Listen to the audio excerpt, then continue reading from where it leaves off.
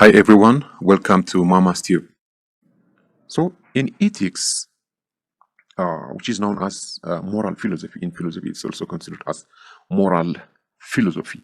So moral philosophy and ethics, they are very important in philosophy because they study about the action of human being. It's the science that deals with the philosophical study of moral principles. It studies about the codes and rules and regulations, maybe the ethical standards to determine what kind of human conduct actions, how to determine the action of something, whether the action of something is right or wrong. So ethics raises various questions like what is good or bad, what is wrong or right, is it right principle or the good end that makes human action conduct moral? What is the end of a certain action? Is an action right because of its good end? Is that the end or the beginning?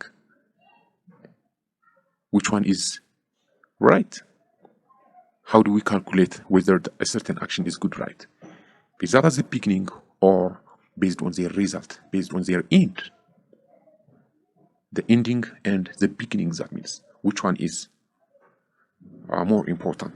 Are moral principles universal?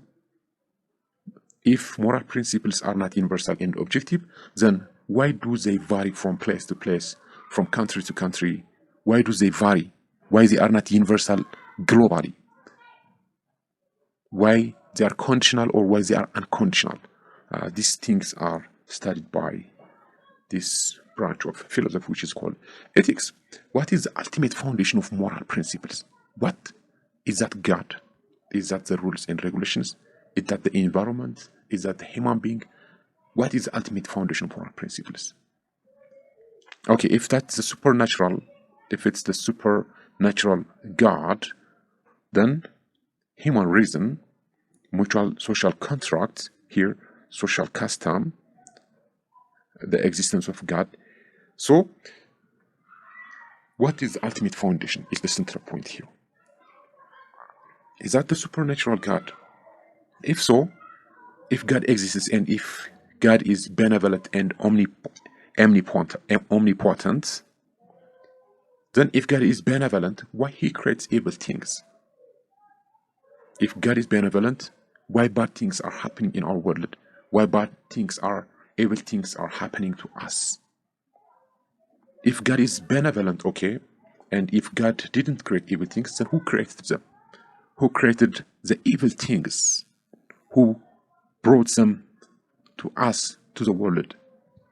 If so, how can God be an omnipotent creator? If evil things are not created by God, or if God doesn't create any evil things, then there must be another creator for the evil ones to make them responsible. These are questions that we can raise in ethics. Why we honor and obey moral rules? Why we are respecting moral rules? Is that for the sake of other people? Is that for the sake of the rules by itself? Is that fear of God? Is that fear of law? Or we are just obeying and honoring moral rules just for ourselves? Why?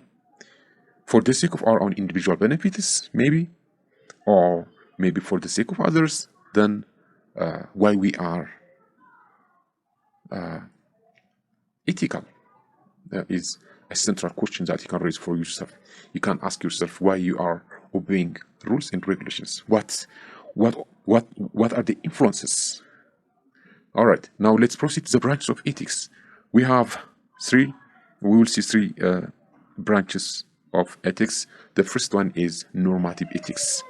In normative ethics, it refers to the ethical studies that attempt to study and determine precisely the moral rules, principles, and standards and goals by which human being might evaluate.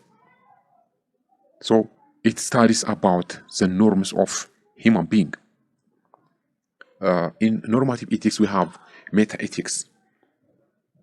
Under meta-ethics, it's highly technical philosophical discipline because we have normative ethics, and this meta ethics is about the discipline, and it deals with the invocation, the meaning of ethical terms. It gives a meaning, it assigns a meaning to the ethical terms, including the critical study of how ethical statements can be verified. So meta-ethics is the study of the meaning of ethical terminologies. It's more concerned with the meaning of ethical terms, good or bad. That means actions can be categorized as good or bad, right or wrong. It gives a comparison, it's divided into two. So what makes our action good or bad, and why such kind of ethical terms are good or bad are studied, and the meanings are assigned by the meta-ethics.